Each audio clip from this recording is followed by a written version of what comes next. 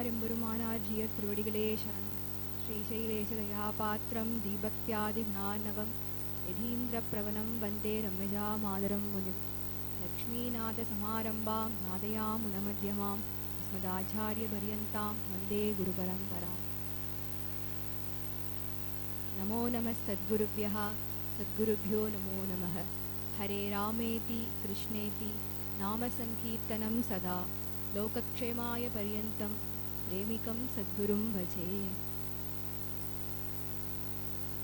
திருவாக்கும் செய்கருமம் கைகூட்டும் செஞ்சொல் பெருவாக்கும் பீடும் பெருக்கும் உருவாக்கும் ஆதலால் வானோரும் ஆனை முகத்தானை காதலால் கூப்புவர்தம் கை. ஹரே ராம ராம ராம ஹரே ஹரே ஹரே கிருஷ்ண கிருஷ்ண கிருஷ்ண ஹரே ஹரே. ஹரே ராம ராம ராம ஹரே ஹரே ஹரே கிருஷ்ண கிருஷ்ண கிருஷ்ண ஹரே ஹரே. ஹரே ராம ராம ராம ஹரே ஹரே ஹரே கிருஷ்ண கிருஷ்ண கிருஷ்ண ஹரே ஹரே. ஹரே ராம ராம ராம ஹரே ஹரே ஹரே கிருஷ்ண கிருஷ்ண கிருஷ்ண ஹரே ஹரே. जानकीकान्तस्मरणो गोपिका जीवनस्मरणो सद्गुरु ஞானானந்தமூர்த்தி கி. ஐந்து கரத்தனை யானை முகத்தனை இந்தின் இளம்பிரை போழும் எயிற்றினை நந்தி மகந்தனை ஞானக் கொழுந்தினை புந்தியில் வைத்தடி போற்றுகின்றேனே. பொதுவாகவே இதுக்கான அர்த்தம் என்ன அப்படின்னா, ஐந்து கரத்தனை தும்பிக்கையோடு சேர்த்து ஐந்து கரங்களை உடையவன், யானை முகத்தவன், இந்தி இளம்பிரை போலும் எயிற்றினை நந்தி மகந்தனை ஞானக் கொழுந்தினை புந்தியில் வைத்தடி போற்றுவேனே. நம்ம சித்தத்தில் வைத்து போற்றுவோம் அப்படிங்கிறது தான் பிரதானமாக இருக்கிற தத்துவம். உண்மையான தத்துவம் என்ன அப்படின்னு கேட்டால், ஐந்து கரத்தனை அப்படிங்கிறது பரதத்துவமாக இருக்கிற ஐந்து நீர், நிலம், நெருப்பு, காற்று, ஆகாயம் இதை குறிக்கிற அந்த ஐந்து பந்த பூதங்களையும் குறிக்கிறத தான் இதை உள்ளடக்கி இருக்கு. அதே மாதிரி அகத்தத்துவமாக இருக்கிற திரியை, கிரியை, கர்மம், யோகம், ஞானம் இது ஐந்தையும் உள்ளடக்கியது. இந்தின் இளம்பிரை போலும் எயிற்றினை. பொதுவாகவே நம்ம எந்த ஒரு விஷயம் செய்கிறதுனாலும் ஏதோ ஒரு தடை இருந்துகிட்டே இருக்கும் போலே. ஏதோ ஒரு பகவன் நாமம் பண்ணுறோம், ஏதோ ஒரு கீர்த்தனம் பண்ணுறோம், இல்லை பகவானை ஒரு 10 நிமிஷம் ஸ்மரிக்கிறோம் அப்படின்னா ஒரு தடை ஏதாவது ஏற்பட்டுட்டே இருக்கும். மனசு சில நேரங்களில் சஞ்சலம் அடையும். வெச்ச குறி தப்பாத அடிக்கிற வீரன் அர்ஜுனன் தான். அவனே சொல்றான், மனசு கடந்த அலைபாயிறது கிருஷ்ணா, மனச்சஞ்சலத்தி கிருஷ்ணா அப்படின்னு சொன்னான்னா நம்மளாம் ஏமாத்திரம். அப்படி ஏதோ ஒரு விஷயம் நம்மளை தடுத்துட்டே இருக்கு. அந்த தடைகள் அதான் நந்தி மகந்தனை, நந்தி மாதிரி நிற்காத அப்படின்னு சொல்லுவா இல்லையா, அந்த தடைகள் எல்லாத்தையும் நீக்கி ஞானகாரகனாய் இருக்கிற விநாயக பெருமான் அப்பேற்பட்ட ஞானத்தை நமக்கு வழங்குகிறார். அந்த விநாயக பெருமான புந்தியில் வைத்தடி போற்றுகின்றேனே. நம்மளுடைய சித்தத்தில் நிலை நிறுத்தி இந்த பாண்டுரங்க சரித்திரத்தை அனுபவிப்போம். ஸ்ரீ அண்ணாவனுடைய வைஷ்ணவ சம்ஹித என்கின்ற கிரந்தத்தை பிரமாணமாக வச்சுண்டு பாண்டுரங்க சரித்திரத்தை அனுபவிப்போம். பொதுவாகவே எல்லா மகான்களுடைய அபங்கத்திலையுமே ஒரு வார்த்தை தொடர்ந்து ரிப்பீட் ஆகிட்டே இருக்கும். அது என்ன அப்படின்னு கேட்டால், விட்டே வரி உபா, இல்லை உபா விட்டே வரி, இல்லை வரி விட்டே உபா அப்படின்னு மாற்றி மாற்றி மாற்றி மாற்றி வந்துட்டே இருக்கும். விட்டே வரி உபா அப்படின்னா என்ன அர்த்தம் அப்படின்னு கேட்டால், செங்கல் மீது நிற்பவன் அப்படின்னு அர்த்தம். செங்கல் மீது நிற்பவனா, அவன் எப்பேற்பட்ட வைகுண்டாதிபதி, ஜாம் ஜாம்னு நிற்க வேண்டியிருக்க செங்கல் மீது நிற்பானே அப்படின்னா பக்தாளுக்காக நிற்பான். அதான் சோக்காமேலர் பாடுறார், நாதகரி நசே மஸா சகா பாண்டுரங்கா. சகாவா இருக்கேன்ப்பா, அவனுக்கு ஃப்ரெண்டா இருக்கேன். யார் இப்படி சொல்லுவா? எப்பேற்பட்டவன் அப்படி சொல்றான் அப்படின்னா, அவன் எப்பேற்பட்ட சர்வசக்தன், சர்வஜன், சர்வஸ்மாத்பரன், அவன் ஒரு ஃப்ரெண்டா இருக்கேன் அப்படின்னு சொல்றானே. பொதுவாகவே பெருமாள் அப்படின்னா ஒரு பயபக்தி இருக்கும் இல்லையா? லவ் காடை விட ஃபியர் காட் தானே ஜாஸ்தி. அந்த மாதிரி ஒரு பயம் இருக்குமா அப்படின்னா பாண்டுரங்கன் இடத்துல எந்த பயமுமே இருக்காதாம். அப்படி எல்லாரோடையும் சந்தோஷமா இப்படி இடுப்புல கைய வச்சுன்னு ஜல் ஜல் ஜல் ஜல் ஜல்னு அந்த சந்திரபாகா நதி கரையில குதிச்சுண்டு ஆடுறதுக்காகவே அவதாரம் பண்ணினவன் பாண்டுரங்கன். அதான் சோக்காமேலர் பாடுறார், நாதகரி நசே மஸா சகா பாண்டுரங்கா. சகாவா உனக்கு ஃப்ரெண்டா இருக்கேன்பா, அப்பேற்பட்டவன் அந்த பாண்டுரங்கன். நாதாகரி நாசே மாசா சகா பாண்டுரங்கா, அப்பேற்பட்டவன் நம்பெருமாள் அப்படின்னு சொல்லிக்கிறோம் இல்லையா? அதே மாதிரி நம்ம பாண்டுரங்கன். லோகத்துல எதுவுமே நமக்குன்னு சொந்தம் கிடையாது. நம்மளுடைய வீடோ வாசலோ சொத்தோ மனைவியோ உற்றாரோ உறவினரோ எதுவுமே நமக்கு சொந்தம் கிடையாது. நமக்குன்னு இருக்கிற ஒரே ஒரு ஜீவன் அவன் மட்டும்தான் இல்லையா? பாண்டுரங்கன் இடத்துலதான் எந்தவித ஜாதி பேதமுமே இருக்காது. எல்லாரோடையும் சகாவா பழகுவான். அப்பாவா அம்மாவா தோழனா அப்படி பழகுவான். அப்படிதான் செருப்பு தைக்கிற ரஹிதாசும் பாண்டுரங்க பக்தன் தான். நாவிதனா இருக்க சேனாநாயியும் பாண்டுரங்க பக்தன் தான். அத்தனக்கணக்கான ஜனங்கள் பாண்டுரங்க பக்தர்கள் வார்கரி வார்கரி வார்கரின்னு அப்படி பாத யாத்திரையா கிளம்புவா. இதெல்லாம் அப்போ நடந்த கதை தான், இன்ன வரைக்கும் நடக்கிற கதை. ஒவ்வொரு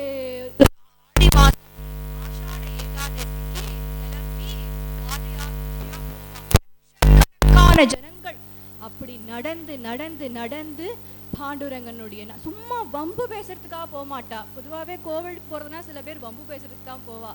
ஆனா அத்தனை பேரும் ஜெண்டாவை தூக்கிண்டு அந்த ஃபிளாகை தூக்கிண்டு விட்டல நாமத்தை அப்படியே ஜபிச்சுண்டு அப்படி பாத யாத்திரையா போவா. ஆடி மாசம் வர ஏகாதசி ஆஷாட ஏகாதசின்னு சொல்லுவா. அந்த ஆஷாட ஏகாதசி இருப்பார். கார்த்திகை ஏகாதசி அந்த ஏகாதசி போது உத்தாரணம் பண்ணிப்பார். அந்த 4 மாச காலகட்டத்தையுமே சாதுர்மாசி விரதத்துல இருப்பா பாண்டுரங்க பக்தாலாம்.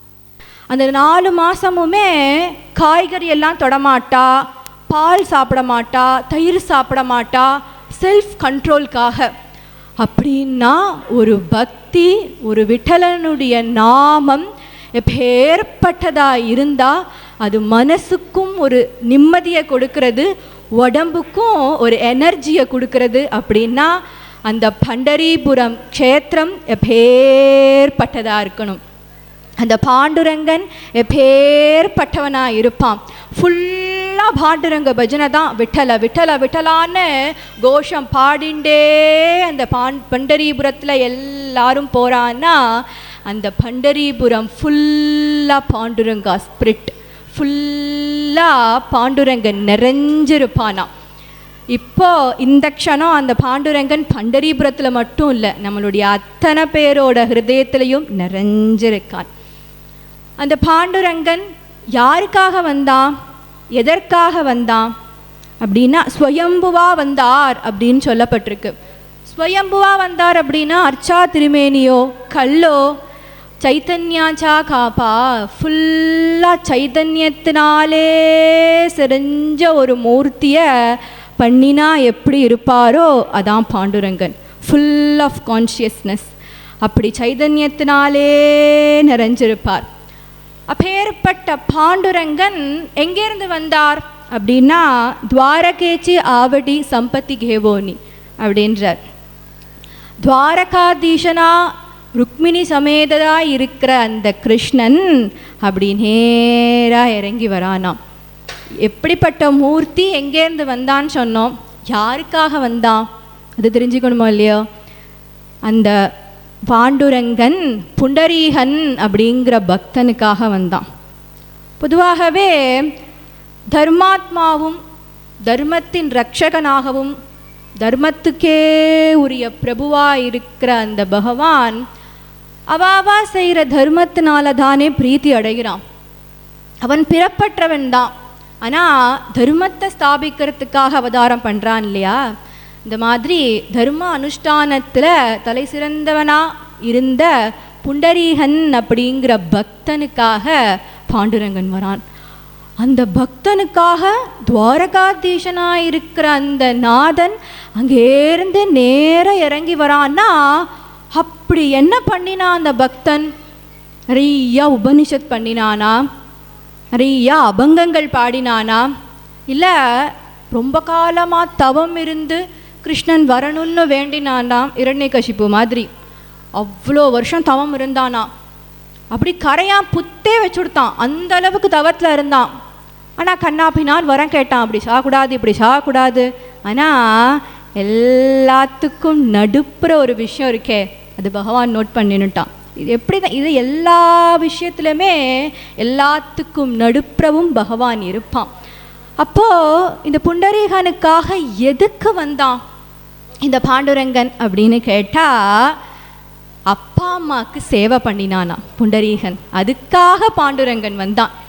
அப்பா அம்மாவுக்கு பண்ண சேவையை பார்த்துட்டு ஓடி வந்தானா கிருஷ்ணன். ருக்மிணி சமேததா இருக்கிற கிருஷ்ணன் துவாரகையிலேருந்து ஓடி வந்தானாம் புண்டரீகனோட பக்தியை பார்க்கறதுக்காக.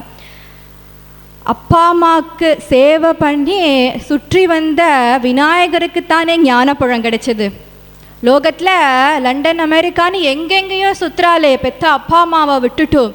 அதானே பகவத் பாத்தால் சொல்கிறார், எப்பயோ சொல்லி வச்சுருக்கார், வீட்டில் இருப்பா அப்பா சாப்பிட்டியா, அம்மா சாப்பிட்டியா, வீட்டில் இருந்தால் தானே ஓல்டேஜ் ஹோமில் தள்ளிவிட்டு எங்களுடைய கடமை முடிஞ்சிச்சுன்னு இருக்காளே, அவளுக்கு என்ன ஒரு புண்ணியம் கிடைக்கும்? எங்கே சுற்றினாலும் பெத்தவாளுக்கு சேவை பண்ணினாதான் அது இந்த ஜென்மா எடுத்ததுக்கே ஒரு அர்த்தமாக இருக்கும். அப்படி இந்த புண்டரீகன் அப்பா அம்மாவுக்கு பண்ணின சேவையை பார்த்துட்டு அங்கேருந்து பாண்டுரங்கன் வந்தானா. ஒரு நாள் அப்பா அம்மாவுக்கு எப்பயும் போல வழக்கமாக சேவை பண்ணிட்டு இருந்தான். அப்போது பாண்டுரங்கன் வெளியில் வந்து நிற்கிறான். இப்படி பாண்டுரங்கன் வந்து நின்றுட்டுருக்கான். புண்டரீகன் அப்பா அம்மாவுக்கு எல்லா சேவையும் பண்ணிட்டு இருக்கான். கிருஷ்ணன் வெளியிலேருந்து புண்டரீகா அப்படின்னு கூப்பிட்றானா. இப்படி கூப்பிட்டதுமே உடனே ஓடி போயிட்டானா. அப்போ கிருஷ்ணனை பார்க்குறதுக்கு அப்படின்னு கேட்டால் இல்லையா, யாராக இருந்தாலும் சற்று இரும் அப்படின்னு சொல்லிட்டு அப்பா அம்மாவுக்கு பண்ண வேண்டிய எல்லா கைங்கரியத்தையும் பண்ணி முடிச்சுட்டு கிருஷ்ணனை போய் பார்த்தானா. தயவு செய்து அடியேனை மன்னிக்கணும், அப்பா அம்மாவுக்கு சேவை பண்ணின்றதுனால தங்களை நல்வரவு பண்ண முடியல அப்படின்னு இப்படி தலையை குனிஞ்சுட்டே இருக்கானா. இப்படி தலையை நிமிர்ந்து பார்க்குறான். நீலமேக ஷாமலனா பிதாம்பரதாரியா இடுப்புற இப்படி கையை வச்சுண்டு ருக்மிணி சமேத அப்படி அந்த பாண்டுரங்கன் அந்த விட்டலன் காட்சி கொடுக்குறான். பேச்சு வருமா புண்டரீகனுக்கு? கிருஷ்ணா, நீ எனக்காக வந்தியோப்பா, உனக்காக வரலப்பா, உன்னுடைய இந்த சேவைக்காக, அதுக்காகத்தாப்பா நான் இங்கே ஓடோடி வந்தேன் அப்படின்னு கிருஷ்ணன் சொல்கிறான். இதே மாதிரி நீ இந்த சந்திரபாகா நதிக்கரையிலேயே இருந்து இங்கே இருக்கிற அத்தனை ஜனங்களுக்கும் அடுத்து கலியுகத்தில் பலவேறு விதமான கஷ்டங்களை மக்கள் அனுபவிப்பா, அதெல்லாம் நிவர்த்தி பண்ணி நீ இங்கே இருந்து இவர்களுக்கு அருள் பாலிக்கணும் அப்படின்னு சொல்லினதுமே புண்டரீகனுக்காக வந்தான்னு சொன்னோம். புண்டரீகனுக்காக வந்தேன்ற வியாஜத்தில் நமக்காக நிற்கிறான். இன்ன வரைக்கும் நம்ம ஹிருதயத்தில் ஒவ்வொருத்தர் ஹிருதயத்துலேயும் இந்த க்ஷணம் நின்றுருக்கான் இல்லையா, அந்த பக்தனை பலவேறு மகான்கள், மகாராஷ்டிர சந்துக்கள் எவ்வளவோ பேர் அபங்கங்கள் பாடியிருக்கா. இருந்த போதிலும் பாகவதோத்தமமான பக்தருடைய சரித்திரதான் இன்றைய தினம் நாம் பார்க்க போகிறோம். அது என்ன பாகவதோத்தமமான பக்தன், ஏன்னா மற்றவாலாம் பாகவதோத்தமர்கள் இல்லையா அப்படின்னு கேட்டால் ஸ்ரீ ஸ்ரீ அண்ணா இதுக்கு ஒரு அழகான டெஃபனிஷன் கொடுப்பார். அதாவது யார் பாகவதன் யார் பாகவதோத்தமன் அப்படிங்கிறதுக்கு ஒரு விளக்கம். அனவரதமும் தன் மனசில் பகவானையே சிந்தனை செஞ்சுண்டு பகவத் ஸ்மரணையிலேயே இருந்துண்டு பகவத் கைங்கரியத்திலே ஈடுபட்டிருக்க ஒருத்தன் பாகவதன். அனவரதமும் பகவான் தன் மனசில் யாரை சிந்தனை செஞ்சுட்டு இருக்கானோ அவன்தான் பாகவதோத்தமன் அப்படின்னு ஸ்ரீ அண்ணா சொல்வார். அப்படி பாகவதோத்தமராயிருக்கிற துக்காராமருடைய சரித்திரத்தை தான் இப்போ அனுபவிக்க போகிறோம். துக்காராம் மகாராஜ் எப்படி அவதாரம் பண்ணினார், பகவானை எப்படி அடைந்தார், அதாவது இந்த சம்சார சாகரத்தில் பலவிதமான கஷ்டங்கள் ஏற்படும் இல்லையா, அவ்வளவு கஷ்டம் ஏற்பட்ட போதிலும் திருட விஸ்வாசத்தோட பகவத் நாமத்தையே சொல்லிண்டு பகவானையே ஸ்மரிச்சுண்டு பகவானையே போய் அடைஞ்சவருடைய சரித்திரம்தான் துக்காராம சரித்திரம். பண்டரீக்ஷாரிகா க்ஷேத்ரநாஹி புண்டலீகஷாரிகா பக்தநாஹி விடோபாஷாரிகா தெய்வதநாஹி துக்காராமஷாரிகா சத்குருநாஹி. சத்சங்கம் பொதுவாக என்ன பண்ணும் அப்படின்னா மனசில் இருக்க எல்லா வேதனையும் எல்லா துக்கத்தையும் அழிச்சிட்டு நிம்மதியை கொடுக்கும் அப்படின்னு சொல்லுவா. கோவில் பக்கத்தில் இருக்கும், எத்தனை பேரால் போக முடியும், எத்தனை பேரால் பகவானை நினைக்க முடியும். எவ்வளவோ நம்ம இந்த ஃபாஸ்ட் வேர்ல்டில் எதுக்கெல்லாமோ டைம் ஒதுக்குறோம் இல்லையா, ஆனால் பக்திக்குன்னு கொஞ்ச நேரம் தானே ஒதுக்குறோம் இல்லையா. இத்தனை கொஞ்சம் நேரம் பக்தி பண்ணணும் அப்படின்னு தானே நம்ம ஓடின்னு இருக்கோம். அதுவாக பக்தி? எந்த வேலை இருந்தாலும் பகவானையே ஸ்மரிச்சுண்டு அவன் நாமத்தையே சொல்கிறது தானே பக்தி. அப்படி அவ்வளவு கஷ்டத்துக்கு நடுப்புறவும் திருட விஸ்வாசத்தோட விட்டலன் நாமத்தையே சொல்லிண்டு விட்டலனையே ஸ்மரிச்சுட்டு இருந்தார் துக்காராம் மகாராஜ். அகஸ்தியர் சொல்றார், சஞ்சலம் வந்ததென்றால் சாது சங்க சந்நிதி சென்றிடுவோம், நெஞ்சம் அகன்றிடவே நாராயணன் நாமம் ஜபித்திடுவோம் அப்படின்னு சொல்றார். அதே திருப்பி சொல்றார், அன்பர் திருக்கூட்டம் என்றும் அச்சுதன் நாமரசம். அச்சுதனுடைய நாம ரசத்தில் ஈடுபட்டுட்டா மனசு வேற எந்த ரசத்தில் லயிக்கும். அப்படி சில பேரெல்லாம் வேஷம் போட்டு தானே பகவான் அடைகிறா. நம்ம எல்லாரும் கோஷம் பாடி பாண்டுரங்கா விட்டலா அப்படின்னு சந்தோஷமாக பாடி அவன் நாமத்தை சொல்லுவோம். தேவரும் தெரிவாரே தெய்வமும் பேசுமாம் உலகம் வணங்கிடும் கீர்த்தனம் பாடினாரே அப்படின்னு மகிபதி மகாராஜ் சொல்கிறார். பகவன் நாமத்தையே சொல்லி இந்த பிராக்கர சரீரத்தோட வைகுண்டத்தில் போய் அடைய முடியும்னு காண்பிச்ச மகான் துக்காராம் மகாராஜ். ஞானதேவ சமாரம்பாம் நாமதேவாதி மத்தியமாம் துக்காராம பர்யந்தாம் வந்தே வார்கரி சுபாம். குடும்ப வாழ்க்கையிலே இருந்துட்டு பகவானை காண முடியும் பகவானை அடைய முடியும் அப்படின்னு காண்பிக்கிறதுக்காகவே பகவான் பூமிக்கு சாதுக்களை அனுப்புகிறான் இல்லையா. பூர்ணமான சித்தத்தோட பிரேமையோடையும் அன்போடையும் அந்த பாண்டுரங்கன் நாமத்தை யார் சொல்கிறாலோ அங்கே அவளுக்காக பாண்டுரங்கன் வந்து நிற்பான். உண்மையாக பிலீஃப் இருந்தால் சத்தியமாக நம்பினா நடக்கும்னு சொல்கிறா இல்லையா, அதுபோல் உண்மையாக கூப்பிட்டா அவன் நமக்காக வந்து நிற்பான். ராமகிருஷ்ண பரமஹம்சர் சொல்கிறார், பழாப்பழம் உரிக்கிறதுக்காக கையில் இப்படி எண்ணெயை தேய்ச்சுண்டு உரிப்போம் இல்லையா, அந்த பிசின் ஒட்டக்கூடாதே அப்படிங்கிறதுக்காக. அந்த மாதிரி சம்சார சாகரத்தில் இருந்துட்டே அந்த எந்த விதமான கிளேசமும் மனசுக்கு ஏற்படக்கூடாதுன்னு நினச்சுட்டே பகவன் நாமத்தை சொல்லணும் அப்படின்னு ராமகிருஷ்ண பரமஹம்சர் சொல்கிறார். ஒரு தடவை நாமாவை சொல்லினா அது எப்பேற்பட்ட மகத்துவத்தை தரும் அப்படின்னு ராமநாம மகிமையிலேருந்து நம்ம தெரிஞ்சுக்கிறோம். ஒரு ராமா போதுமே. ஒரு ராமநாமம் சொல்லினாலே எப்பேற்பட்டதான பலன் கிடைக்கும் அப்படின்னு கம்பர் சொல்றார். இன்னையும் ஜென்மமும் மரணமும் இன்றி தீருமே இன்மையே ராமாயணும் 2 எழுத்தினாள். ஜென்மமும் மரணமும் இன்றி தேருமா எப்போன்னு கேட்டா ராமா அப்படின்னு சொல்ற அந்த 2 எழுத்தை உச்சரிக்கிறதுனால.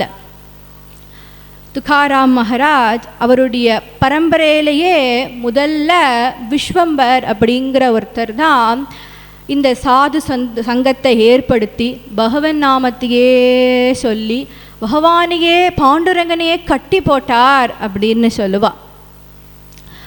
பொதுவாக வைகுண்டத்தில் எப்போவுமே பகவான் இங்கே எப்படி இருக்கானோ அதே மாதிரி அங்கேயும் சத்சங்கத்திலேயே இருந்துட்டுருப்பானாம். அத்தனை மகான்கள் அத்தனை பேரும் அங்கே அப்படி கூடி இருப்பாளாம். பிரகலாதன், நாரதர், தும்புரு, நாமதேவர், ஏகநாத் மகாராஜ், விஸ்வம்பர் மகாராஜ் இப்பேற்பட்ட மகான்கள் அனைவரும் அப்படியே கீர்த்தனம் பாடிண்டே இருப்பானாம். அப்படி அந்த நீலமேக ஷியாமலனாக இருக்கிற அந்த கிருஷ்ணன் அப்படி ரத்ன சிம்மாசனத்தில் அமர்ந்துண்டு இப்படி இடுப்பில் கையை வச்சுண்டு இப்படியே ஆடிண்டே இருப்பானாம். பாலாஜி பாகவதர் சொன்னார், ஒரு சமயம் அவர் பெங்களூர் போயிருக்கும் பொழுது பல லட்சக்கணக்கான ஜனங்கள் ஸ்ரீ ஸ்ரீ அண்ணாவை சுற்றி அப்படியே நாமா சொல்லிகிட்டே இருந்தாலாம்.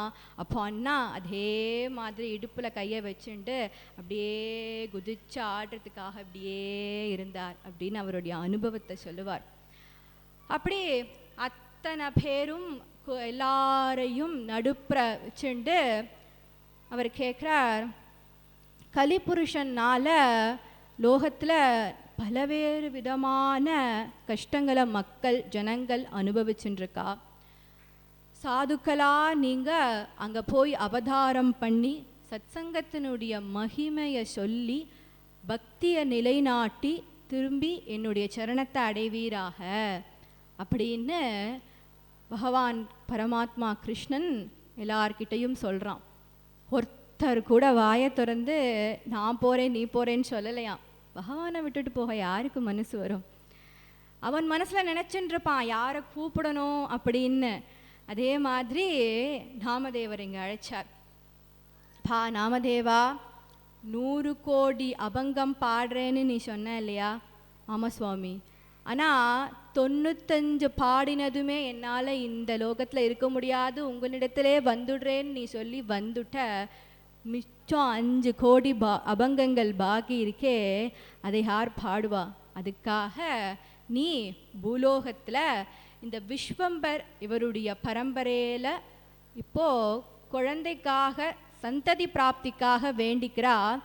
அந்த குடும்பத்தில் போய் கனகாயி பூலோக் மகாராஜ் அவளுக்கு புத்திரனா அவதரிக்கணும் அப்படின்னு சொல்கிறா. அப்பேற்பட்டதுன்னா அந்த கனகாயி எப்பேற்பட்டவளாக இருக்க மாட்டா. இந்த கனகாயை பற்றி மகிபதி மகாராஜ் சொல்கிறார், எப்போவுமே நாமஸ்மரணையிலேயே இருப்பாளாம். இப்போ கூட அது பண்டரிபுரத்தில் அவளுடைய வீடு எதிர்த்தாப்பில் தான் இருக்குமா. எதிர்த்தாப்பில் இருந்தாலும் பக்கத்தில் இருந்தாலும் அவன் நினச்சாதானே சன்னதிக்குள்ளே போக முடியும். அப்படி தினம் தினம் பகவானையே ஸ்மரிச்சுண்டு நிறையா பேர் சத்சங்கம் நடத்துவா. அங்கே வந்து உட்காந்துண்டு ஆசையாக நாமதேவருடைய அபங்கங்கள்னால் அவளுக்கு ரொம்ப பிடிக்கும். அப்படி ஆசையாக உட்காந்து கேட்டுட்டே இருப்பாளாம்.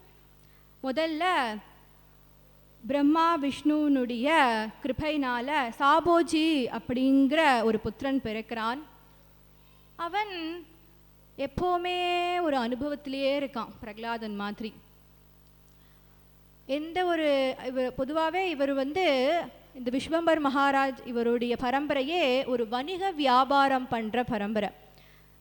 வணிக வியாபாரம் பண்ணினாலும் சத்சங்கத்தை விடாத ஒரு பரம்பரை. அப்பேற்பட்ட மகான் விஸ்வம்பர் மகாராஜ்.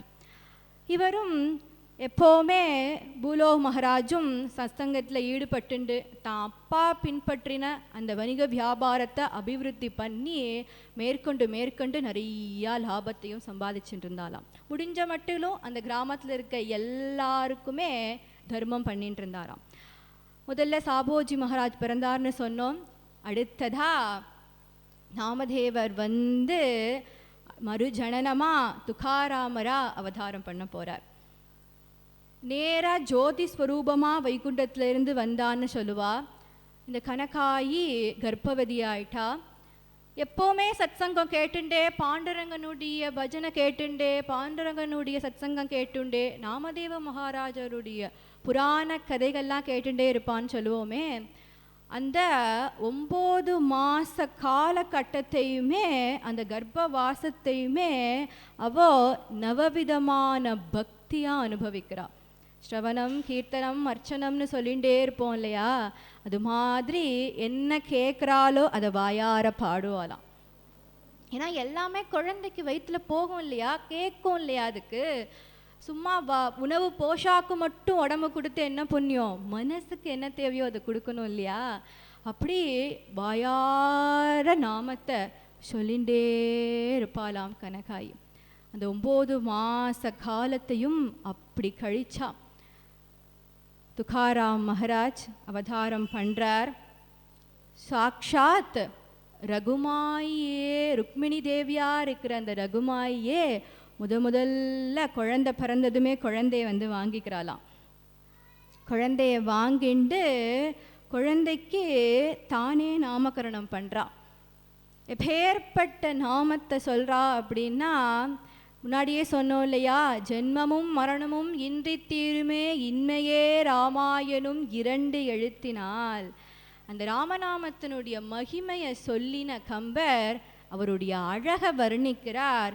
தண்டலை மயில்கள் ஆட, தாமரை விளக்கன் தாங்க, கொண்டல்கள் முழவி நேங்க, குவளைக்கண் விழித்து நோக்க, தெண்டிரை எழின்காட்ட தேம்பிழி மகரையாளின் வண்டுகள் இனிதுபாட மருதம் வீற்றிருக்கும் மாதோ, வெய்யோன் ஒளித்தன் மேனியில் விரிசோதியில் மறைய, பொய்யோ எனும் இடையாளோடும் இடையானோடும் போனான், மையோ மரகதமோ மறிகடலோ மழைமுகிலோ, ஐயோ இவன் வடிவு என்பதோர் அழியா அழகுடையான் அப்படின்னு கம்பர் ராமருடைய அழக வர்ணிக்கிறார். அந்த ராம அப்படின்ற வார்த்தையை எடுத்துண்டு துகா அப்படின்னா சிறியதுன்னு ஒரு அர்த்தம் உண்டு.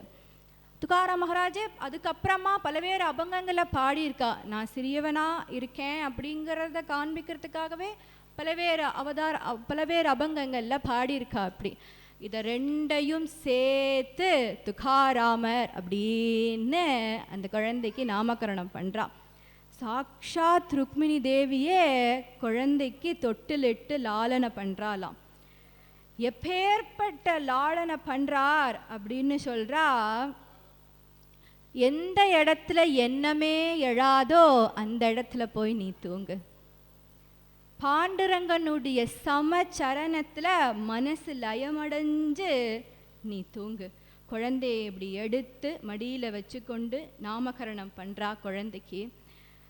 குழந்தையும் சர்வகாலமும் விட்டலன் நாமத்தையே சொல்லிண்டு நாமஸ்மரணையிலேயே இருந்துண்டு அப்படி நாளொரு மேனியும் பொழுதொரு வண்ணமாக குழந்தை வளர்ந்துட்டே வருது. அடுத்ததா அவருக்கு சின்ன வயசுலலாம் அப்பயே கல்யாணம் பண்ணிடுவா இல்லையா, அது மாதிரி தன்னுடைய புத்திரர்களுக்கு கனகாயும் பூலோ மகாராஜும் கல்யாணம் பண்ணி வைத்துண்டா. ருக்மிணி அப்படிங்கிற மனைவி, அவளும் பேருக்கேத்தாப்புல சுகுணவதியாக இருப்பாள். அவருடைய தத்துவம் தெரிஞ்சவள். ருக்மிணி கல்யாணத்தில் ருக்மிணி எப்படி கிருஷ்ணனுடைய வேல்யூ தெரிஞ்சவளோ அது மாதிரி இவளும் அவருடைய தத்துவம் தெரிஞ்சவள். சிசுபாலனோட கல்யாணம் ஆயிடுத்துன்னு ஏற்பாடு ஆயிடுத்து, ரொம்ப வெக்கிச்சு போயிட்டா, ரொம்ப தவிச்சுட்டா ருக்மிணி. அப்போ தான் எந்த ஒரு சோலுக்கும் எந்த ஒரு ஆத்மாவுக்கும் உண்மையான பிரேம உண்மையான பிரேயர் பகவானிடத்தில் இருந்தால் யாரை எப்படி வந்து சேர்ப்பான்னு தெரியாது, அவள் அன்னைக்கு வந்து சேருவா. அப்படி முன்ன தெரியல பின்ன தெரியல ஒரு பாகவதர் பஜனை பண்ணிகிட்டே வராராம். அந்த பாகவதருக்கு பாத பூஜை பண்ணணுன்னு தான் அழைக்கிறா. இவரால் ஒன்றும் பெரிய காரியம்னு ஒன்றும் அழைக்கலை. அதான் பாருங்கோ, சொல்பமப்பியஸ்ய தர்மஸ்ய தாயத்தை மகதோபயாத், சின்ன சின்ன தர்மம் பண்ணினா கூட அது பேரிடர் காலத்தில் நமக்கு உதவியாக இருக்கும் இல்லையா? அப்படி அந்த பாகவதரை அழைச்சு பாத பூஜை பண்ணுறா. பாத பூஜை பண்ணும் பொழுது அந்த நீர் குளிர்ச்சியாக தானே இருக்கணும், சுடுறதாம், சுட்டு பொசுக்கிறதாம். என்னன்னு இப்படி தலையை தூக்கி பார்த்தா சாக்ஷாத் ருக்மிணி தேவியா அழுதுன்னு இருக்கா. அந்த பாகவதர் கேட்குறார், ஏமா அழற? நீ ராஜாத்தி, பேர்பட்டவள், நீ போய் அழலாமா அப்படின்னதும் அவள் வெக்கச்சு போயிருக்கா இல்லையா, அவளால் எதுவுமே சொல்ல முடியாது. கடைக்கனால இப்படி தோழிகளை பார்க்குறா. அந்த தோழிகள் எல்லாம் சொல்கிறா, எங்கள் சுவாமினி சிசுபாலனை கண்டு கிருஷ்ணனை கண்டு மாலையிடணும்னு நினச்சா, ஆனால் அவள் அப்பா சிசுபாலனோட கல்யாணம்னு நிச்சயதார்த்தம் பண்ணிவிட்டா அப்படின்னதுமே நாளைக்கு சோபாவினின்னு எழுதுறா லெட்டரில், பொழுது விடிஞ்சா கல்யாணம் அப்படின்னு எழுதுறா. அந்த பாகவதர் சொன்னார், 4 வரைக்கும் டைம் இருக்கோ இல்லையோ, அடுத்த க்ஷணம் அடுத்த செகண்ட் நம்ம லைஃப்பில் என்ன நடக்குங்கிறது நமக்கு தெரியாது. 4 வரைக்கும் டைம் இருக்கோ இல்லையோ, நீ ஒரு கடிதம் எழுதி கொடு, நான் அதை கிருஷ்ணன் இடத்துல கொண்டு போய் சேர்க்குறேன் அப்படின்னு இந்த பாகவதர் இங்கே மறைஞ்சார், துவாரகையில் தோன்றினார். கிருஷ்ணன் வரவேற்கிறானா. சாதுக்களை எப்படி வரவேற்கணும்னு கிருஷ்ணனிடத்துலேருந்து தான் தெரிஞ்சுக்கணும். அப்படி அந்த பாகவதரை வரவேற்று அவருக்கு பண்ண வேண்டிய எல்லா சேவையும் பண்ணிட்டு அவரை விசாரிக்கிறார். எங்கேருந்து வரீர், என்ன விஷயம்? விதர்ப்ப தேசத்து ராஜகுமாரி கடிதம் எழுதி அனுப்பிச்சிருக்கா. படியுமே. என்ன படியுமேன்னா எல்லாரும் படிப்பாளா? ப்ரைவேட்டாக ஒரு ராஜகுமாரி ஒரு ராஜகுமாரனுக்கு கடிதம் எழுதி அனுப்பியிருக்கான்னா அதை கூட தான் தானே படிப்பா. அந்த ஒளிவு மறைவு கூட இடையாலாம் பகவானுக்கும் பாகவதனுக்கும். அப்படி பழகவானா கிருஷ்ணன். அப்படி அந்த லெட்டரை வாங்கி படிக்கிறான். எடுத்தாலே ஒரு நாமம், 1000 சகஸ்ரநாமத்திலையும் இல்லாத நாமம், புவன சுந்தரா அப்படின்னு எடுத்தா. இதுக்கு அண்ணா பலவேறு அர்த்தங்கள் சொல்லுவார்.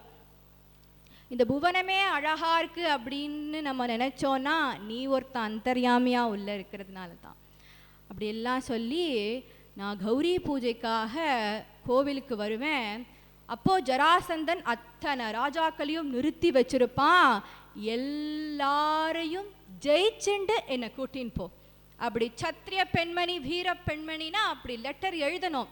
யாருக்கும் தெரியாமல் வந்துடு கிருஷ்ணா, நானும் யாருக்கு தெரியாமல் வந்துடுறேன் அப்படின்னா வந்திருக்கவே மாட்டான். கடிதத்தை அப்படியே கழிச்சு போட்டிருக்கான். இப்படி எழுதியிருக்கான்னா கிருஷ்ணனுடைய வேல்யூ தெரிஞ்சவள். அது மாதிரி இந்த ருக்மிணியும் துகாராமருடைய மனைவியான ருக்மிணியும் கிருஷ்ணனுடைய வேல்யூ ருக்மிணிக்கு தெரிஞ்ச மாதிரி துகாராமருடைய தத்துவம் தெரிஞ்சவள். துகாராம் மகராஜும் அப்பாவனுடைய வணிக வியாபாரத்தையும் பார்த்துண்டு அதே மாதிரி எப்போவும் சதா சர்வகாலமும் சத்சங்கத்திலேயே ஈடுபட்டுருக்கார். அதுக்குத்தானே அவெல்லாம் அவதாரம் பண்ணினதே. பெரியவா எல்லாருமே ஒவ்வொருத்தரா பகவானுடைய திருவடி அடைஞ்சுன்னு வரா. அப்போ பூலோ மகராஜ் கூப்பிட்டு இந்த மாதிரி அவருடைய அண்ணா துகாராமருடைய அண்ணா சாபோஜியின் இடத்துல இந்த மாதிரி எனக்கு ரொம்ப முடியாமல் இருக்குது, அடுத்து என்ன பண்ண போகிறேன்னு தெரியல, இந்த வணிக வியாபாரத்தினுடைய பொறுப்பையும் குடும்பத்தினுடைய பொறுப்பையும் மூத்தவனாக இருக்கிற நீதாப்பா பார்க்கணும் அப்படின்னு சொன்னார். நம்ம ஏற்கனவே சொன்னோம் இல்லையா, சாபோஜி மகராஜ் ஏதோ ஒரு அனுபவத்திலே இருப்பார். இந்த வணிகம் வியாபாரம் எதுலேயுமே நாட்டம் இல்லாமல் இருப்பார். அதனால் என்னால் இதை பார்த்துக்க முடியாதுப்பா, நீங்கள் உத்தரவு கொடுத்தேன்னா நான் பாதயாத்திரையாக கூட கிளம்புவேன் அப்படின்னு சொல்லிவிட்டார். அடுத்ததா துகாராம் மகராஜ்கிட்ட வந்து பூலோ மகராஜ் கேட்குறார். அப்பாவனுடைய சொல்படி கேட்டுண்டு பூலோ மகராஜ் அந்த வணிக வியாபாரத்தையும் ஏத்துண்டு அவ்வளவு கஷ்டத்துக்கு நடுப்புறவும் பகவத் ஸ்மரணையை விடலை, அந்த திருட விஸ்வாசத்தை விடலை. பகவன் நாமத்தை சொல்லிண்டு விட்டலன் விட்டலன் விட்டலன் விட்டலன்னு சதா சர்வ காலமும் விட்டலன் நாமத்தையே சொல்லிண்டு பகவன் நாமத்தையே ஜபிச்சுண்டு இருந்தார். லோகத்தில் அது ஒன்று தானே நம்மளுடைய எல்லா கஷ்டத்தில் இருந்தும் எல்லா துக்கத்தில் இருந்தும் நம்மளை கரையேற்றுற ஒரே ஆயுதம் பகவன் நாமம். பகவன் நாமம் பண்ணுற இடத்துல அந்த விட்டலன் அந்த பாண்டுரங்கன் சாக்ஷாத் வந்து நிற்பான் அப்படிங்கிறது மகான்களுடைய சரித்திரத்தில் பார்த்தா தெரிகிறது இல்லையா. அப்படி இவர் எவ்வளவு கஷ்டத்துக்கு நடுப்புறவும் பகவன் நாமத்தை விடாமல் ஜபிச்சுண்டே வணிக வியாபாரத்தையும் சிறப்பாக செய்கிறார். எல்லாமே சந்தோஷமாக இருந்துட்டா, எல்லாமே தித்திப்பாக இருந்துட்டா வாழ்க்கையில் ஒரு சுவாரஸ்யம் இல்லாமல் போயிடுமே இல்லையா? இனிப்பே சாப்பிட்டுட்டு இருந்தால் திகட்டி போயிடும் இல்லையா? அது மாதிரி தன்னுடைய பரம்பரையில் ஒவ்வொருத்தராக பகவத் சரணத்தை அடைகிறா. தன்னுடைய ருக்மிணியான மனைவியும் ரொம்ப உடம்பு சரியில்லாமல் படுத்த படுக்கையாக இருக்கா. அதனால் 2வது திருமணமாக ஜீஜாபாய் அப்படிங்கிறவளை திருமணம் பண்ணிக்கிறா. எல்லாருமே ஒரே மாதிரி இருப்பான்னு சொல்ல முடியாது இல்லையா? ஜீஜாபாய்க்கு துக்காராம் இப்படி சதா சர்வ காலமும் பகவன் நாமத்திலே இருந்துட்டு பகவானே ஸ்மரிச்சுன்னு இருக்கிறதுல அவ்வளவா ஒன்றும் ஈடுபாடு கிடையாது. அதனால் எப்போவுமே திட்டின்ண்டே இருப்பாளாம். முதல்ல வியாபாரத்தை பாருங்கோ, அப்புறம் போய் பகவன் நாமத்தை சொல்லுங்கோ அப்படின்னு சொல்லிகிட்டே இருப்பாளாம் சீஜாபாய். இதனாலேயே அந்த துக்காராமர் எதையுமே கேட்காம திருட விஸ்வாசத்தோட பகவன் நாமத்தையே ஜபிச்சுட்டு இருப்பாராம். ஒரு சமயம் புனே பக்கத்தில் சிஞ்சுவாட் அப்படிங்கிற கிராமம், அங்கே கணபதி உபாசகர் ஒருத்தர் இருந்தார். சிந்தாமணி தேவ் அப்படின்னு ஒரு கணபதி உபாசகர்.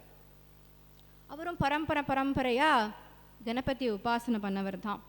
அதே ஊர் பக்கம் சிஞ்சுவாட் பக்கத்தில் தானே தேகுன்ற கிராமம். அந்த ஊர் பக்கத்தில் துக்காரா மகாராஜ் வாழ்ந்துட்டுருக்கான்னு சொன்னோம் இல்லையா? இவருக்கு யாரோ சொல்லி கேள்விப்பட்டார், சிந்தாமணி தேவருக்கு, இந்த மாதிரி 4வது வர்ணத்தை சேர்ந்தவன் பாண்டுரங்க பஜனை பண்ணின்னு இருக்கான், வியாபார நஷ்டம் ஆயிடுத்து அந்த விரக்தியில், பாண்டுரங்க பஜனை பண்ணின்னு இருக்கான், பாண்டுரங்க நாமத்தையே சொல்லின்னு இருக்கான் அப்படின்னு சொல்லி கேட்டோம் இல்லையா? ஆனால் பகவான் அவர் கொடுக்குற பிரசாதங்கள்லாம் ஏற்றுக்கிறார், பிரசாதங்கள்லாம் சாப்பிட்றார் அப்படின்னு சொன்னதுமே இவருக்கு அப்படியே தூக்கி வாரி போட்டதான். பரம்பரையாக கணபதியை உபாசனை பண்ணின்னு இருக்கேன், நானே பார்த்ததில்லை. அது எப்படி அந்த பாண்டுரங்கன் அவர் கொடுக்குற பிரசாதங்கள்லாம் ஏற்றுக்கிறார்?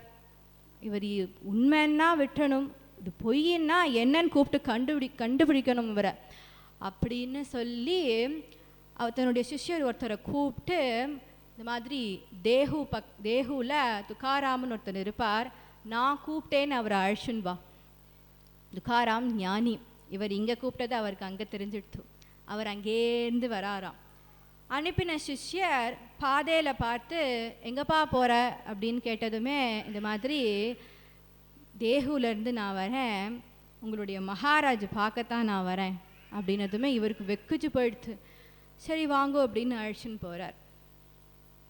இந்த சிந்தாமணி தேவர் எப்போதுமே நிறையா வேதபாராயண பிராமணாளுக்கு தினமுமே சாப்பாடு போடுவாராம். நிறையா பூஜைகள்லாம் அப்படி உயர்ந்த வஸ்துக்களை வச்சு தான் பண்ணுவாராம். நல்ல வெள்ளி தட்டு, நிறையா புஷ்பம், பழம், எல்லாமே வெள்ளி பாத்திரம், தங்க பாத்திரம், இப்படி தான் இருக்குமா. ரமண மகர்ஷி சொல்கிறார், அப்படிலாம் இருக்கலாம், தப்பு கிடையாது. ஆனால் உயர்ந்ததை வச்சு பண்ணுறேங்கிற எண்ணம் இருந்ததுன்னா உயர்ந்தது தாழ்ந்து போயிடும் இல்லையா? புண்ணியம் பண்ணோருக்கு கொஞ்சோன்னு துளசி அது இருந்தாலே போதும் அப்படின்னு சொல்கிறார் ரமண மகர்ஷி. இப்படி இவர் பூஜை பண்ணின்னு இருக்கார். இப்படி பூஜை பண்ணிகிட்டே இருக்கும் பொழுதே அவருடைய சிஷ்யர் இந்த மாதிரி துக்காராமர் வந்துட்டார் அப்படின்னதுமே சரி வரேன் அப்படின்னு சொல்லிட்டு அவர் வெளியில் வரார். துக்காராமரை பற்றி கேள்விப்பட்டிருக்காரே ஒழிய துக்காராமரை பார்த்தது இல்லையா? இங்கே எளிமையா அப்படி பாண்டுரங்க பஜனை பண்ணிட்டு விட்டலன் நாமத்தை சொல்லிண்டு அப்படியே உட்கார்ந்துட்டுருக்கார். இவரை பார்த்ததும் சாஷ்டாங்கமாக விழுந்து நமஸ்கரிக்கிறார். ஆனால் சாத்து இல்லையா, அதனால் இப்படி சாஷ்டாங்கமாக விழுந்து நமஸ்கரித்ததுமே ஏதோ பணிவு இருக்கு போல், என்னென்னு விசாரிப்போம் அப்படின்னு அவரை எழுப்பி, இந்த மாதிரி பாண்டரங்கருக்கு பிரசாதங்கள்லாம் கொடுக்குறேன், அவர் ஏற்றுக்கிறார் அப்படின்னு ஜனங்கள்லாம் பேசுகிறாளே, அது உண்மையா? ஆமாம் சுவாமி, அது உண்மைதான். அது எப்படி முடியும்? நானும் தான் பரம்பரையாக பூஜை பண்ணிட்டுருக்கேன், நான் இன்னும் கணபதியை பார்த்ததே கிடையாது. ஆனால் நீ பாண்டரங்கரை பார்த்தேன், அவர் கொடுக்குற பிரசாதங்கள்லாம் ஏற்றுக்கிறார் அப்படின்னு சொல்கிறியே, உண்மையான பிரேமையினால், உண்மையான அன்பினால் எது கொடுத்தாலும் பகவான் அதை ஏற்றுப்பான். அதெல்லாம் கிடையாது, நீ இப்போ எனக்கு இந்த க்ஷணம் நிரூபித்து காட்டணும் அப்படின்னதுமே அத்தனை வேத பாராயணக்காராளுக்கும் சாப்பாடு எப்போவுமே போடுவார்னு சொன்னோம் இல்லையா, அத்தனை பிராமணாலும் அத்தனை பேரும் உட்காந்துட்டுருக்கா. உங்களுக்கு நிரூபணம் பண்ணணும் அதானே சுவாமி, இப்போ நான் என்ன பண்ணுறேன் அப்படின்னா 2 இலை பாண்டுரங்கனுக்கும் கணபதிக்கும் நீங்கள் ஒரு மனை போட்டு பக்கத்தில் இலையை போட்டு வைங்கோ, பாண்டுரங்கனும் கணபதியும் நேர வந்து உட்காந்து உங்களுடைய ஆற்றுல சாப்பிடுவா. அது எப்படி முடியும்? இந்த பிராகிருத சரீரத்தில் அதெல்லாம் அப்படிலாம் பகவானை பார்க்க முடியாதுப்பா, அப்படிலாம் வந்து சாப்பிட மாட்டான்னு இவர் மல்லு கட்டார். வருவார் சுவாமி அப்படின்னு முதல்ல நீ பாண்டுரங்கனை கூப்பிடு, அவர் வந்து உட்காந்து சாப்பிடட்டும் அப்படின்னதும் முதல்ல முதற் கடவுளாக இருக்கிறது யார்? கணபதி தானே. முதல்ல நீங்கள் அவ்வளோ கூப்பிடுங்கோ, நான் வரேன். அதெல்லாம் வரமாட்டாருப்பா, நான் கூப்பிடுறேன் அப்படின்னு சொன்னாராம். பா கணபதி, இங்கே அத்தனை சாதுக்களும் உனக்காக காத்துருக்கா, நீ வாப்பா அப்படின்னதுமே கணபதியும் பாண்டுரங்கனும் நேர வந்து உட்காந்து சாப்பிட்டாலாம். வெக்குச்சு போயிட்டாராம் சிந்தாமணி தேவ். அது எப்படி முடியும்? ஸ்ரீ அண்ணா சொல்கிறார், உண்மையான அன்பு இருந்தா, உண்மையான பிரேமை இருந்தா அந்த இடத்துல பகவான் வருவான். உண்மை நம்மள்கிட்ட இருந்தா கண்டிப்பாக வந்து நம்ம கூடையே எவ்வளவு கஷ்டம் இருந்தாலும் எவ்வளவு துக்கம் இருந்தாலும் நம்ம கூட என்றைக்குமே அவன் இருப்பான். பிலீஃப் இருந்தால் சத்தியமாக நம்பினா நடக்கும்னு சொல்கிறோம் இல்லையா, உண்மையான அன்பு இருந்தால் அதுக்குத்தானே அவன் கட்டுப்படுறான். எவ்வளவோ விஷயத்துக்கு நடுப்புற நம்மளுக்கு பக்தி பண்ணுறதுக்கே டைம் இல்லை அப்படின்னு சொல்கிறோமே, எவ்வளவு வேலை இருந்தாலும் பகவானை ஒரு தரம் ஸ்மரிச்சா போதும், அவன் நம்ம கூடவே என்னைக்கும் இருப்பான். அப்பேற்பட்ட அந்த துக்காராமர் கூப்பிட்டாருன்னு அந்த கணபதியும் வந்து அங்கே உட்காந்துண்டாராம். இந்த துக்காராம் மகாராஜுக்கு வியாபாரத்தில் பலவிதமான நஷ்டங்கள் ஏற்பட்டுடுத்து. பலவேறு நஷ்டம் ஏற்பட்ட போதிலும் திருட விஸ்வாசத்தோட பகவன் நாமத்தை என்னைக்குமே விடலை. அப்படி பகவன் நாமத்தையே சதா சர்வ காலமும் ஜபிச்சுட்டே இருந்தார். சீஜாபாய் அதுக்கெல்லாம் தடை பண்ணினா அப்படின்னு சொன்னோம் இல்லையா, அவளும் ஒரு சமயம் அவருடைய பக்தியை புரிஞ்சுண்டு அவருடைய அந்த திருட விஸ்வாசத்தை புரிஞ்சுண்டு பகவன் நாமத்தையே அவளும் சொல்ல ஆரம்பித்து ஒரு மலை குகையில் வந்து 2 பேருமே பகவன் நாமத்தையே ஸ்மரிச்சுட்டு இருந்தா. துக்காராம் மகாராஜ் இந்த பிராகிருத சரீரத்தில் அப்படியே வைகுண்டம் போனார் அப்படின்னு சரித்திரம் சொல்லப்பட்டிருக்கு. இப்படி எவ்வளவு கஷ்டம் இருந்தாலும் எவ்வளவு துக்கம் இருந்தாலும் எவ்வளோ துயரம் இருந்தாலும் தன் வாழ்க்கையில் திருட விஸ்வாசத்தோட பகவானையே ஸ்மரிச்சுண்டு வைகுண்டத்துக்கு போயிருக்காரு அப்படின்னா அந்த மகானுடைய சரித்திரம் எப்பேற்பட்டதாக இருக்குது இல்லையா. எந்த ஒரு விஷயத்துக்கு நடுப்புறவும் பகவத் ஸ்மரணை இருந்துடுது அப்படின்னா வாழ்க்கையில் எந்த விதமான கஷ்டமுமே நமக்கு வராது. அடுத்ததா எப்படி ஆண்டாள் குழந்தையா இருந்து குழந்தையில இருந்தே பக்தி பண்ணி அந்த பகவான் கிருஷ்ணனையே அடைஞ்சாலோ அதே மாதிரி ஜனாபாய் குழந்தையா இருக்கும் போதே பக்தி பண்ணினான். சின்ன குழந்தையிலேருந்தே அப்படி மாவு திரிக்கும் பொழுதும் விட்டலன் நாமத்தே தான் சொல்லுவா. விராட்டி தட்டும் போது, அப்போல்லாம் கேஸ் கிடையாது இல்லையா, விராட்டி தட்டி தானே எல்லா சமையலுக்கும் உபயோகம் பண்ணுவா. அப்படி விராட்டி தட்டும் போதும் பாண்டுரங்க நாமத்தையே தான் ஜபிச்சுட்டு இருந்தா. நம்மளை மாதிரி தினமும் எல்லா வேலையும் பார்த்துண்டு அந்த வேலைக்கு நடுப்புற பகவத் ஸ்மரணயத்திலே இருந்துட்டு இருந்தா ஜனாபாய். சின்ன குழந்தை அவோ எப்போவுமே பகவன் நாமத்திலேயே இருந்துட்டு அப்படி அந்த காலத்துலலாம் இந்த மாவை திரிக்கிறதுக்கு திரிகை தானே இருக்கும். அந்த திரிகையில் மாவை திரிச்சுட்டே விட்டலன் நாமத்தை சொல்லிகிட்டே இருக்கும்போது அந்த பாண்டுரங்கன் நேராக வந்து அவ கூட அந்த மாவு திரிப்பாலாம். அப்படின்னா அந்த குழந்தையினுடைய பக்தி எப்பேற்பட்டதாக இருக்கணும். அந்த குழந்தை சதா சர்வ காலமும் ஏதோ பாடிண்டே இருப்பாளாம். நமக்கெலாம் இப்போது பக்திக்குன்னு ஒரு டைம் ஒதுக்கி அந்த நேரத்தில் பக்தி பண்ணுறோம் இல்லையா? ஆனால் அவள் அப்படி கிடையாது. எந்த வேலைக்கு நடுப்புறவும் பக்தி பண்ணுவாள். பொதுவாக இப்போல்லாம் சொல்கிறா இல்லையா, வீட்டு வேலைனா வீட்டு வேலையை மட்டும் பார்க்கணும், பக்தினா பக்தி மட்டும் பண்ணணும். ரெண்டுமே தப்பு அப்படின்னு நிரூபணம் பண்ணது ஜனாபாய். ரெண்டுத்துக்கு நடுப்புறவும் பகவத் ஸ்மரணையிலே இருந்துட்டு பகவான் சரணத்தையே அடைஞ்சவோ ஜனாபாய். ஜனாபாய் அப்படி பாடிண்டே இருப்பா, பாடிண்டே நாமத்தை சொல்லிகிட்டே இருப்பா. ஒரு சமயம் இப்படி விராட்டியெல்லாம் தட்டி ஒரு இடத்துல அப்படியே சேகரித்து வச்சுருப்பாளாம். அப்போது பக்கத்தில் இருக்கிற இன்னொரு பெண் அந்த விராட்டியிலேருந்து கொஞ்சம் போல் நம்ம ஆற்றுக்கு அப்படின்னு கொஞ்சம் கொஞ்சமாக எடுத்துட்டே வருவாளாம். அப்படி எடுத்துட்டே வரும்பொழுது ஒரு காலம் இதை போய் அவள் பார்க்கும்பொழுது விராட்டி எல்லாம் குறைஞ்சிடுத்து.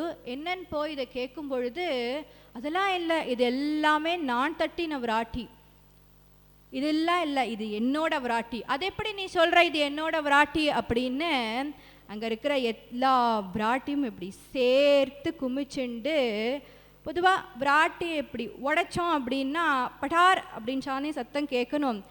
இவ தட்டின அந்த விராட்டியை இப்படி இப்படி உடைச்சா அப்படின்னா விட்டல் விட்டல் விட்டல் விட்டல் விட்டல் விட்டல் சத்தம் கேட்குறதான்.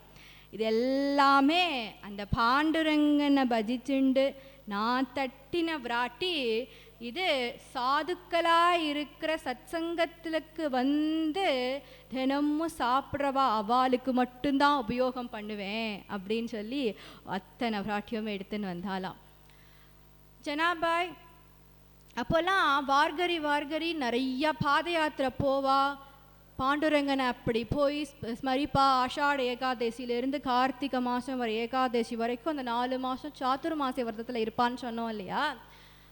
அப்படி நிறையா லட்சக்கணக்கான ஜனங்கள் பலவிதமான ஸ்டேட்டில் இருந்து பலவிதமான மக்கள் அங்கே பாண்டுரங்கனை தரிசிக்கிறதுக்காக வருவா. அப்படி ஒரு தினம் நிறையா பேர் வந்த பொழுது எல்லாரும் திரும்பி கிளம்பிவிட்டா. ஒரே ஒரு பெண் குழந்தை மட்டும் நின்றுண்டு அப்படியே அழுதுண்டே இருந்தது. அதான் ஜனாபாயா. அவளுக்கு அப்பா அம்மா உற்றார் உறவினர் யாருமே கிடையாது. எல்லாரும் பகவானுடைய திருவடி அடைஞ்சுட்டார். இனிமே லோகத்தில் என்ன பண்ணுறதுனே தெரியல. அவளுக்கு சின்ன வயசில் இருந்து தெரிஞ்ச ஒரே நாமம் விட்டலன்.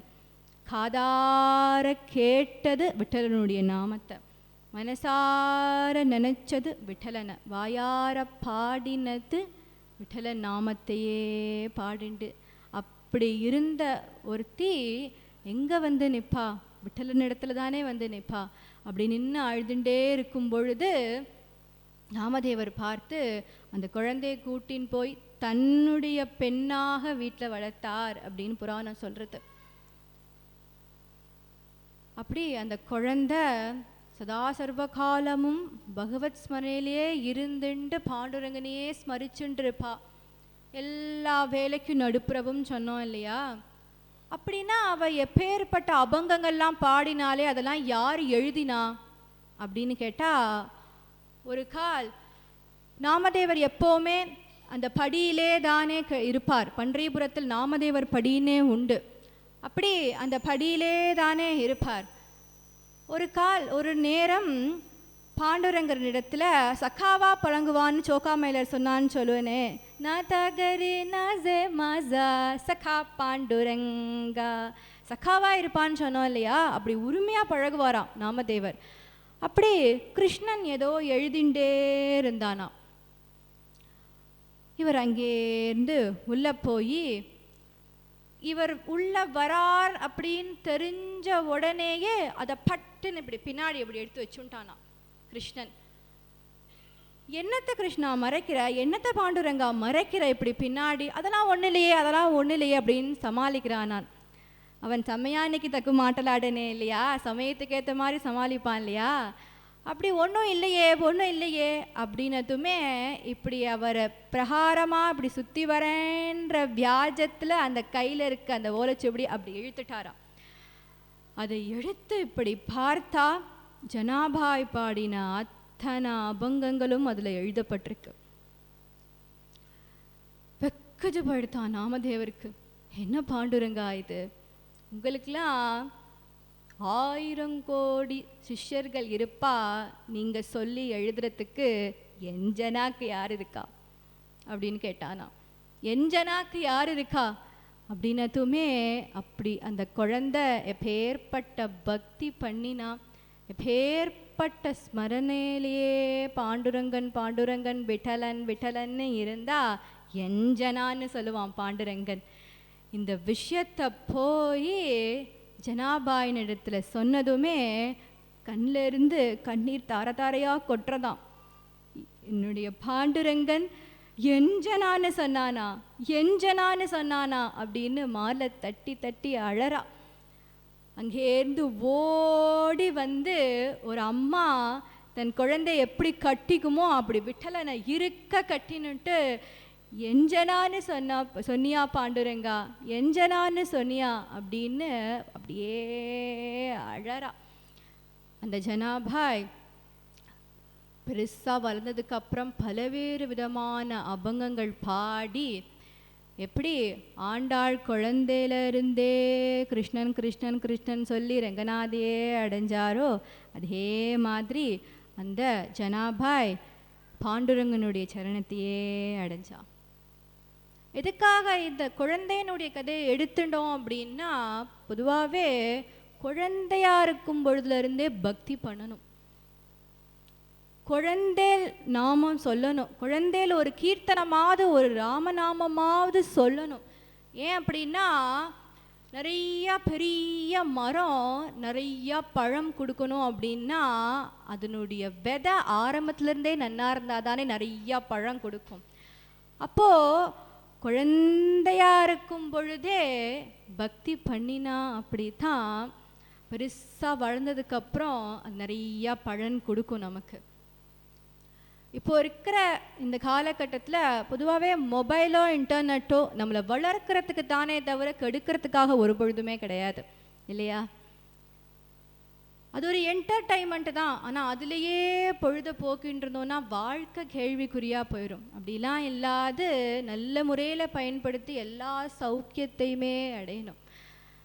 அப்படி இந்த குழந்தையாக இருக்கும் பொழுதே பக்தி பண்ணினா மட்டும்தான் பெருசாக வளர்ந்ததுக்கப்புறம் நாமன்னா என்ன, நாமத்தினுடைய ருச்சி எப்பேற்பட்டது அப்படின்னு தெரியும்.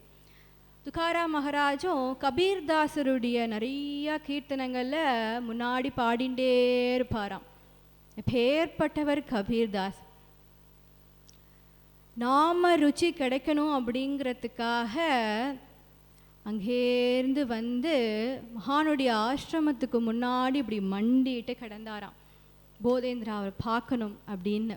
அவருடைய சிஷ்யர் அதெல்லாம் பார்க்க முடியாது குருநாதரை அப்படின்னதும், எதுக்காகப்பா வந்திருக்க அப்படின்னதும், ராமநாம தீட்சை வாங்கிக்கணும், அதெல்லாம் உனக்கு கொடுக்க மாட்டார் குருதேவர், நீ போ அப்படின்னு விரட்டி விட்டார். சாமி வரம் கொடுத்தா கூட ஆசாமி வரம் கொடுக்க மாட்டார் போலையே. இவர் இப்படி விரட்டினதுமே வெக்குச்சு போயிடுது கபீர்தாசருக்கு. அந்த பகவான் அந்த ராமச்சந்திரமூர்த்தி எல்லாத்துக்கும் ஒரே ஒருத்தர் தானே. பணக்காரனாக இருந்தால் என்ன, ஏழையாக இருந்தால் என்ன, வியாதிஸ்தனாக இருந்தால் என்ன, எல்லாத்துக்கும் அவர் ஒருத்தன் தானே. அப்பேற்பட்ட கபீரினிடத்தில் அடியேன் ஆசை கொள்ளக்கூடாதா, இந்த கபீர் ராமன் மேலே ஆசை கொள்ளக்கூடாதா, அவருடைய நாமத்தை அவருடைய அந்த நாம ருச்சியை நான் ஏற்றுக்கக்கூடாதா அப்படின்னு கங்கா தீரத்திலேயே ஒரு படிக்கட்டோட படிக்கட்டாக உட்காந்துண்டு ராமா ராமா ராமா ராமான்னு சொல்லி அழுதுண்டே இருக்கார். அங்கே போதேந்திரால் இப்படி தியானத்தில் இருக்கார். தியானத்தில் இருக்கும்பொழுது அவருக்கு ஒரு காட்சி தென்படுறது. என்ன அப்படின்னா, ராமலக்ஷ்மணர் 2 பேரும் ஆசிரமத்துக்குள்ளே இப்படி காலை எடுத்து வைக்கிறார், ஆனால் வைக்கல. இப்படி உள்ள போறார்கள், ஆனால் போல. ராமர் சொல்றார், அப்பா லக்ஷ்மணா, இங்கே சாதுக்கு அபச்சாரம் நடந்திருக்கு, அதனால நம்ம இந்த மடத்துக்குள்ளே போக வேண்டாம். சொரேர்னு ஆயிடுத்தான் ராமானந்தருக்கு. மட ஆசிரமம்னு ஒன்று கட்டி வச்சிருக்கிறதே பிரபு உள்ளவரத்துக்காகத்தான். அந்த சாதுக்கு அபச்சாரம் நடந்தது அப்படின்னா அப்படி யாருக்கு அது நடந்தது அப்படின்னு நிர்வாகிகள் சிஷ்யர்கள் எல்லாரையும் கூப்பிட்டு விசாரிக்கிறார். எல்லாருமே எந்த சாதுவும் வரலையே சுவாமி, யாருக்குமே எந்த அபச்சாரம் நடக்கலையே சுவாமி அப்படின்னு சொல்கிறா. அந்த கபீரை விரட்டினார் இல்லையா, அந்த சிஷ்யர் சொல்கிறார், சாதுலாம் யாரும் வரல, இந்த அடுத்த தெருவுலேருந்து கபீர் தான் வந்தான். எதுக்காக வந்தான்? ராமநாம தீட்சை வாங்கிக்கணுமா? நீ என்ன சொல்லி அனுப்பிச்ச? அதெல்லாம் கொடுக்க மாட்டார் குருதேவான்னு சொல்லி அனுப்பிச்சுட்டேன். ஏன்பா அப்படி சொன்னேன்? ஆமாம், நீங்கள் உள்ளே கூப்பிட்டா ராமநாம தீட்சை கொடுத்துடுவேல், அதான் வெளியில் அனுப்பிச்சேன். என்ன அர்த்தம் அப்படின்னா, அவர் என்ன ஜாதியோ மதமோ, அவருக்கு போய் குருதேவர் ராமநாம தீட்சை கொடுத்தாருன்னு ஜனங்கள்லாம் ஒரு மாதிரியாக பேசுவா. யார்? இந்த தெரு ஜனங்களா? மடம் ஆசிரமம் கட்டின நாளா நானும் பார்க்குறேன், ஒருத்தர் கூட ராமநாம பஜனைக்கு வரல, ஒரு ஏகாதசி கூட உபவாசம் இருந்தால் நான் பார்த்ததே இல்லை. அங்கேருந்து பொழைச்சி போகிறதுன்னு ஒருத்தன் வந்திருக்கான், அவனுக்கும் கொடுக்கக்கூடாது, மதம் வேறு ஜாதி வேறுன்னா எதுக்கு இந்த ஆசிரமம் கட்டி வச்சுருக்கேன்? இப்போ என்ன தெரியுமா பண்ண போகிறேன்? பொழுது விடியறதுக்கு முன்னாடியே கங்கா ஸ்நானம் பண்ணி பொழுது விடிஞ்சதுமே ஊரறிய கபீருக்கு ராமநாம தீட்சை கொடுக்க போகிறேன் அப்படின்னு வயசானவர் கிளம்பிட்டார். சியாராம் சியாராம் சியாராம், வடக்கெல்லாம் அப்படித்தானே சொல்லுவா. அப்படி மெதுவாக அங்கேருந்து நடந்து தினமுமே அந்த கங்கா தீரத்தில் இறங்கி ஸ்நானம் பண்ணுற வழக்கம் இருக்கு இல்லையா, அப்படி ஒவ்வொரு சரணமாக அப்படியே வச்சுட்டே வரார்.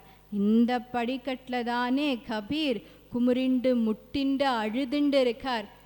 இப்படி அடுத்த சரணம் கபீர் இருக்கார், கபீரோடைய சிரஸில் இப்படி காலை வச்சுட்டாராம். இப்படி காலை வச்சதுமே சியாராம் அப்படின்னு இப்படி தூக்கி வாரி போட்டது. யாரு அப்படின்னு இப்படி தலையை தூக்கி பார்த்தா கபீர்தாஸ். யாருப்பா நீ அப்படின்னு கேட்டார். அடியேனை தான் கபீர்னு சொல்லுவா. நாமதீட்சை கிடைக்குமான்னு மண்டிட்டு கடந்த ஆசிரமத்துக்கு முன்னாடி நாமதீட்சையும் கிடைச்சு சரணஸ்பரிசமும் கிடைச்சது. இப்பேற்பட்ட பாக்கியம் பண்ணுவேனா அப்படியே இறுக்கி கட்டினுட்டாராம் கபீர ராமானந்தர். இப்படி ஒரு பக்தன் கிடைக்கிறதுக்கு அந்த ராமர் தாப்பா கொடுத்து வச்சிருக்கணும், அப்படி சொல்லக்கூடாது. இப்பேற்பட்ட குருநாத்தால் கிடைக்கிறதுக்கு அடியேன் தான் கொடுத்து வச்சிருக்கணும். குருநாத்தால் இல்லை அப்படின்னா ஒரு மனிதன் சர்வதகா பூர்ணன் ஆகவே மாட்டான், வாழ்க்கையில் கம்ப்ளீட்டே ஆக மாட்டான். எப்பேற்பட்ட ஞானியாக இருந்தாலும் குரு கிருபை இல்லைன்னா சர்வமுமே அவனுக்கு கிடைக்காது. நரேந்திரநாத் தத்தா ரொம்ப பெரிய ஸ்காலர், அப்படின்னு அவ்வளவு நாலேஜுடைய பர்சன் நரேந்திரநாத் தத்தா. எந்த ஒரு புக்கை கொடுத்தாலும் நிமிஷத்தில் படித்து முடிச்சுடுவாராம். ஒரு நாள் ஒரு லைப்ரரிக்கு போயிருந்தார், தினமுமே போகிற வழக்கம் உண்டு. அங்கே போய் ஒரு புக்கை எடுப்பார், சாயங்காலமே அந்த புக்கு கொண்டு போய் வச்சுட்டு வந்துடுவாராம். அந்த லைப்ரரிஸ்டாக இருக்கிறவருக்கு ரொம்ப சந்தேகம், இவன் தினம் எடுத்துன்னு போகிறானே, இதை படிப்பானா மாட்டானா அப்படின்னு ஒரு சந்தேகம் இருந்துட்டு ஒரு நாள் கேட்டாராம், என்னப்பா நரேந்திரா, கார்த்தால எடுத்துன்னு போகிற சாயங்காலம் வந்து கொடுக்குறியப்பா, படிப்பியா மாட்டியா அப்படின்னதுமே எல்லாமே படிச்சுட்டேனே சுவாமி, அப்படின்னா அதில் என்ன கொஸ்டின் வேணாலும் கேட்குறேன், ஆன்சர் பண்ணுறியா அப்படின்னதும் அவர் கேட்க கேட்க கேட்க எல்லா கொஸ்டினுக்கும் ஆன்சர் பண்ணாராம்.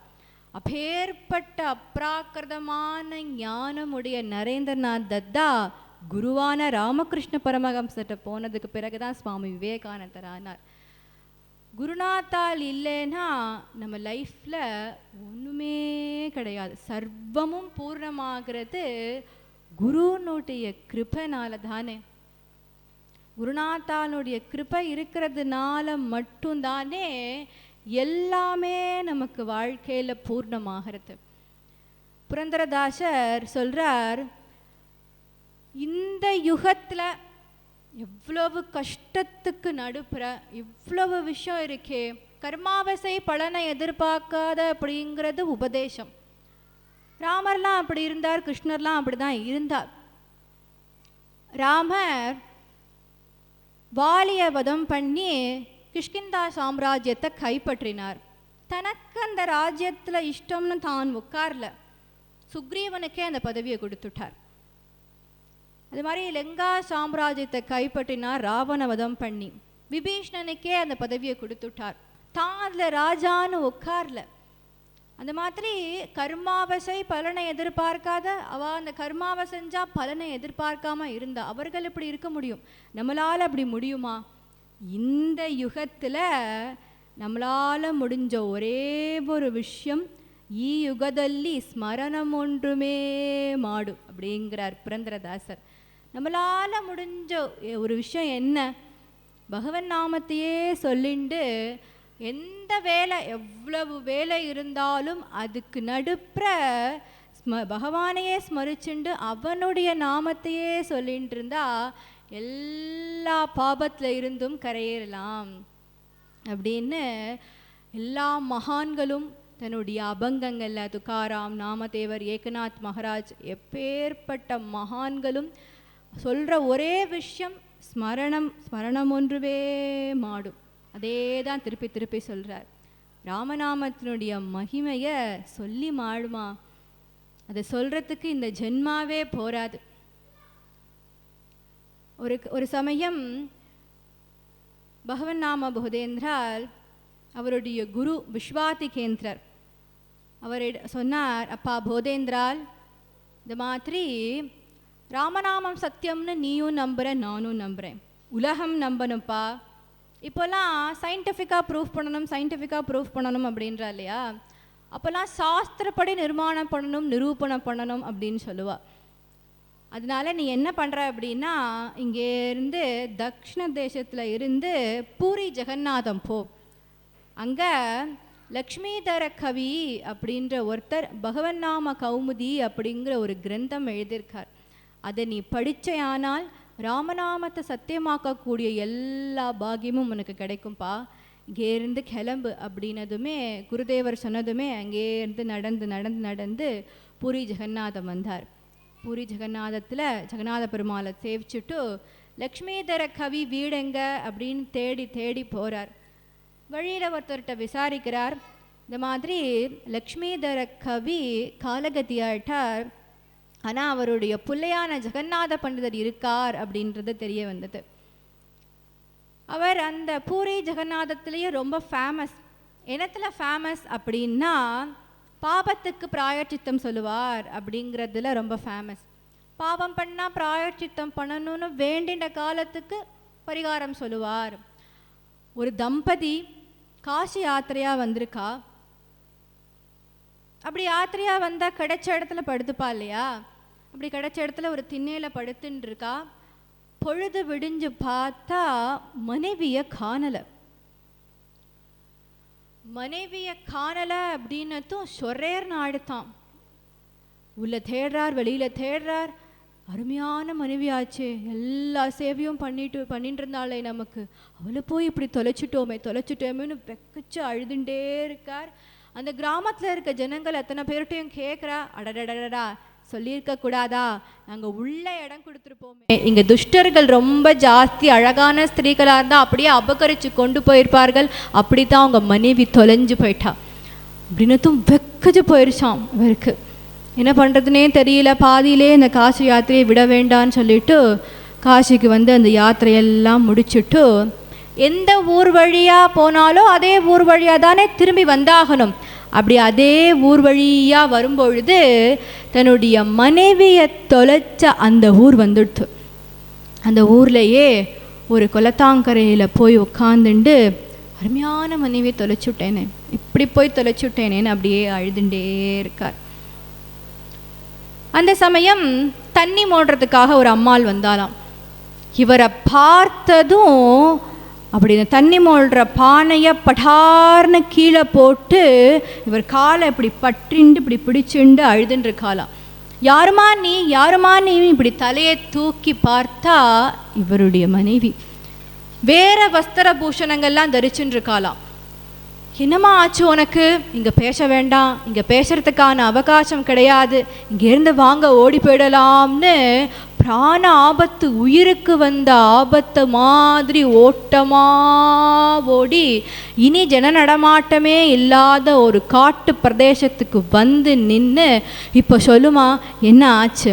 அன்றைய தினம் நம்ம திண்ணையில் படுத்துட்டு இருந்தோம் இல்லையா, அப்போ எவனோ ஒரு துஷ்டன் வாயில் துணியை அடைச்சி பேச முடியாதபடி பண்ணி என்னை அபகரித்து அப்படியே கூட்டின்னு போயிட்டான். எல்லாம் போச்சு. நல்ல குலத்தில் பிறந்தேன், நல்ல கணவர் நீங்கள் எனக்கு கிடைச்சேல், நீங்கள் என்னை கைவிட்டுறக்கூடாது. எனக்கு மட்டும் உன்னை கைவிடணும்னு ஆசையாமா? சாஸ்திரமா சாஸ்திரம், யாராவது பாபத்துக்கு பிராயச்சித்தம் சொல்கிறாளான்னு பார்ப்போம்.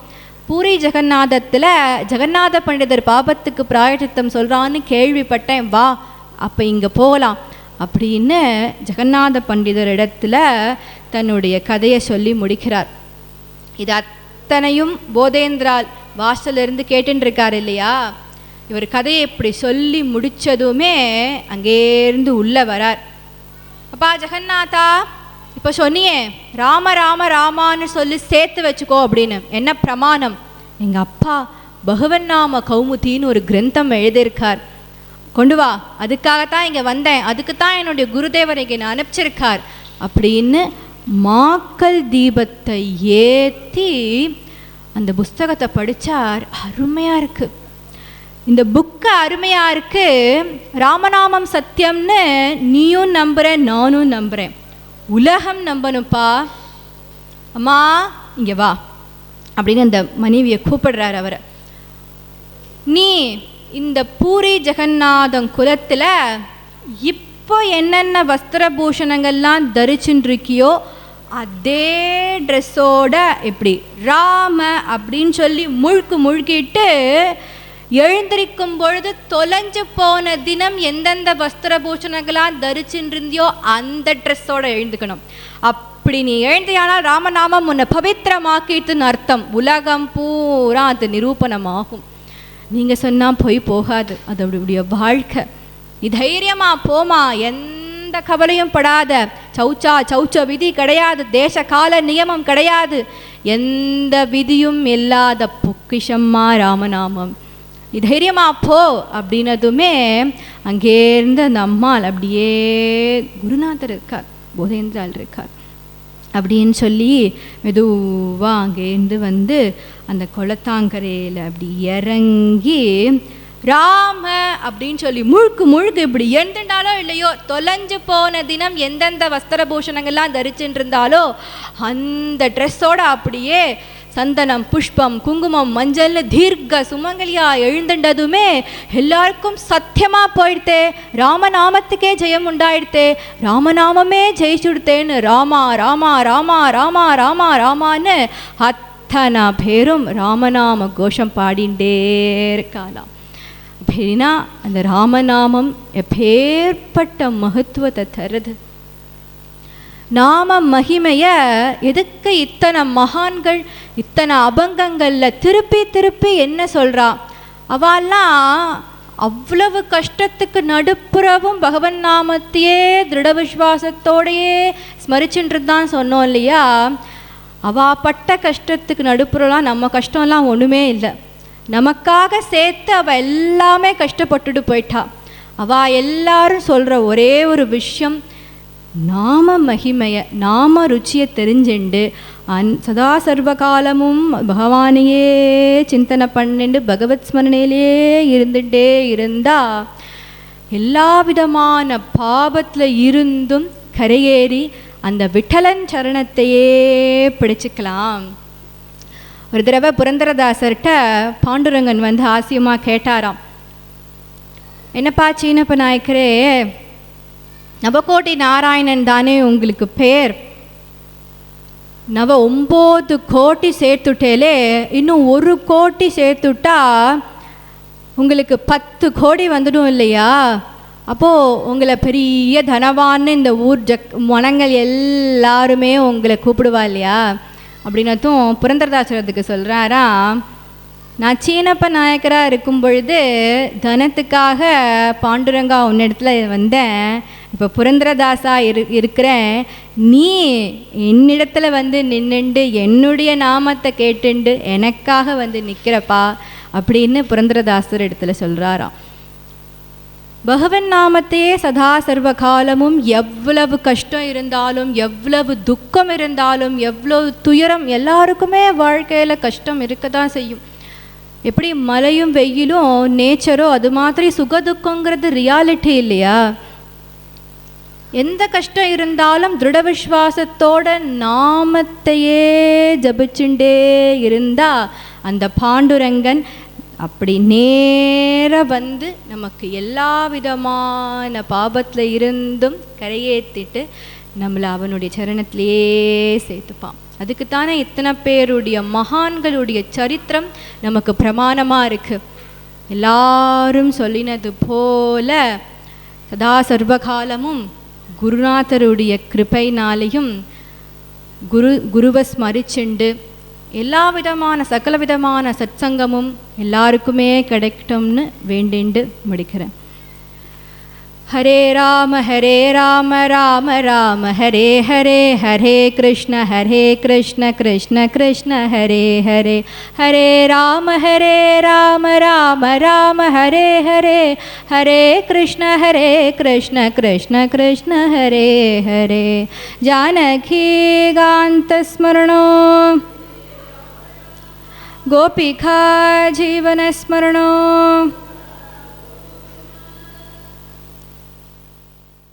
என்னன்னா இவான இப்போ தான் ஸ்ரீராம்ஜி சொன்னார் நேற்றுக்கு தான். உடனே எனக்கு வந்து நான் நடுவில் தான் வந்தேன். நான் வந்து ஒரு 25-30 வருஷமாக ரமண மகரிஷியோடைய ஒரு பக்தர்னு ஆசைப்பட்றேன்.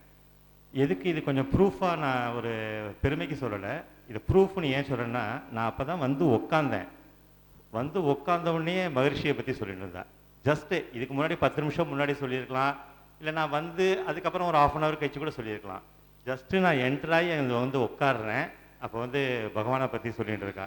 அது எனக்கு வந்து ரொம்ப ஒரு அப்பீலிங்காக இருந்தது. எதுக்குன்னா, இந்த மாதிரியான ஒரு சில அனுபவங்கள் தான் நமக்கு வந்து வாழ்க்கைக்கு வந்து ஒன்றும் மேம்படுத்தும். நாம எவ்வளோ சொன்னாலும் எது பண்ணாலும் அந்த அனுபவிக்கும் போது உங்களுக்கு இருக்கக்கூடிய அந்த ஒரு கான்ஃபிடென்ஸ் வந்து எவ்வளோ தான் படித்தாலும் வராது. ஏன்னா இவ சொன்ன மாதிரி ராமகிருஷ்ண பரமஹம்சர் வந்து சுவாமிஜி வந்து ஒரு வாட்டி போய் கேட்குறாரு, இது மாதிரி அந்த கல்கட்டா முழுக்க போய் எல்லாத்துக்கிட்டையும் கேட்குறாரு, நீங்கள் வந்து பகவானை பார்த்தவா இருக்காதா அப்படின்னு சொல்லிட்டு பெரிய பெரிய பண்டிதரெல்லாம் போய் கேட்குறா. கேட்கும் போது எல்லாம் சொல்கிறா, சாஸ்திர விஷயமா சொல்கிறா, மற்ற மகான்களுடைய எக்ஸ்பீரியன்ஸ் எல்லாம் எடுத்து சொல்லி சுவாமி விவேகானந்தர்கிட்ட சொல்கிறா. ஆனால் அவர் கேட்குற கொஸ்டின் டைரக்ட் கொஸ்டின் என்னென்னா, நீங்கள் பகவானை பார்த்துருக்கீங்களா? அதை தான் சுவாமிஜி கேட்குறாரு. இந்த பதிலை வந்து யாருமே சொல்ல மாட்டேங்கிறா, குழப்பி சொல்கிறா. அவள் பார்த்துருக்கா, இவா பார்த்துருக்கான்னு எல்லாம் இந்த பண்டிதாலாம் சொல்கிறாளே தவிர அவள் டைரெக்டாக சொல்கிறதில்ல. அப்போ ஒருத்தர் சொல்கிறார், நீங்கள் வந்து தட்சிணேஸ்வரம் போங்கோ, அங்கே ஒருத்தர் இருக்கார், அவரை போய் கேளுங்கோ சொல்லுவாருங்கிறாரு. அங்கே தான் பரமஹம்சர் இருக்கார், ராமகிருஷ்ண பரமஹம்சர். அப்போ அங்கே போய் பார்த்த உடனே சுவாமிஜி நேராக கேட்குறார், நீங்கள் பகவானை பார்த்துருக்கீங்களா? இத்தனை நேரம் தட்சிணேஸ்வரம் காளியை உபாசனை பண்ணுறீங்களே, நீங்கள் பார்த்துருக்கீங்களா? அப்படின்னோடனே பரமஹம்சர் சொல்கிறார், உன்னைய எவ்வளோ பக்கத்தில் பார்க்குறேனோ அதை விட நெருக்கமாக நான் பகவானை பார்த்துருக்கேன் அப்படின்னு அவர்கிட்டேருந்து அந்த பதில் வருது. அப்போ என்ன சொல்கிறாருன்னா, தன்னுக்குள்ளே இருக்கக்கூடிய ஸ்வரூபமாகவே அந்த மகாசக்தியை வந்து பரமஹம்சர் பார்க்குறாரு. அதை தான் அது மீன் பண்ணுறாரு. அப்போ இந்த மாதிரியான ஒரு கான்ஃபிடென்ட்டான பதில் வந்து பரமஹம்சர்கிட்டேருந்து வந்த உடனே தான் சுவாமிஜி வந்து அதுக்கப்புறம் சிஷ்யராகிறார். அதுபோல் ரமண மகர்ஷியை பற்றி சொல்லும் போது ஒருத்தர் வந்து மகர்ஷிகிட்ட கேட்குறாரு, என்னென்னா வந்து அவர் நிறையா படித்தவர் வந்து ரமண பகவானை பார்த்து கேட்குறாரு, இது மாதிரி நீங்கள் உபதேசமே எதுவும் பண்ணுறதில்ல, மௌனமாகவே இருக்கீங்களே, ராமகிருஷ்ண பரமஹம்சர்லாம் வந்து சுவாமி விவேகானந்தரை தொட்ட உடனேயே அவருக்கு அந்த பரவச நிலையெல்லாம் கிடச்சிதே, அதுபோல் நீங்கள் அதெல்லாம் பண்ணுறது இல்லையா?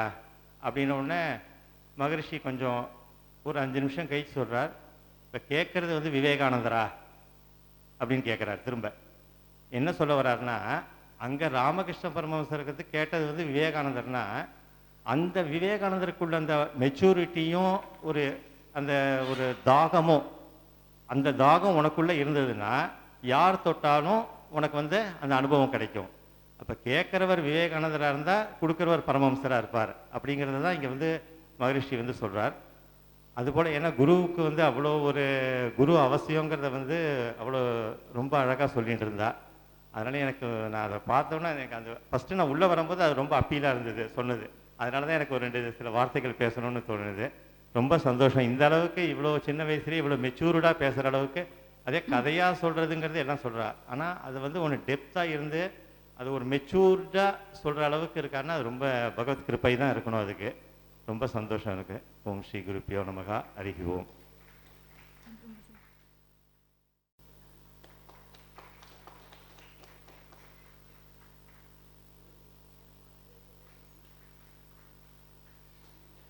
இன்னும் கொஞ்சம் சத்தமாக கரகோஷம் கொடுக்கலாமே எல்லாருமா. ராதே கிருஷ்ணா.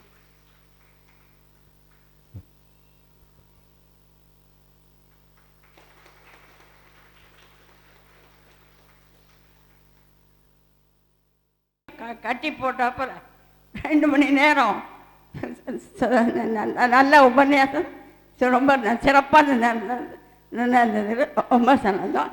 நீண்ட ஆயுளோடையும் ஆரோக்கியத்தோடையும் நல்ல படிப்போடையும் நல்லா இருக்க வேண்டிக்கிறேன்.